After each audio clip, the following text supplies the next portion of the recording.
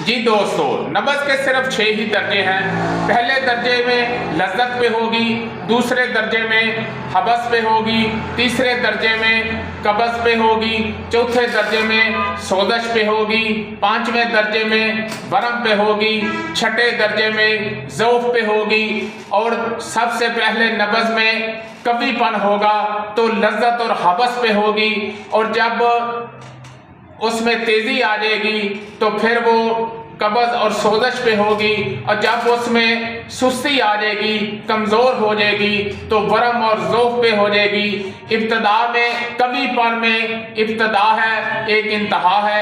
ابتدا میں لذت، انتہا میں حبس، تیزی میں ابتدا میں قبض، انتہا میں سوزش، اور سستی میں ابتدا میں ورم اور انتہا میں ضعف کے درجے پہ ہوگی۔ بس 6 ہی نبضیں ہیں، 6 ہی درجے ہیں۔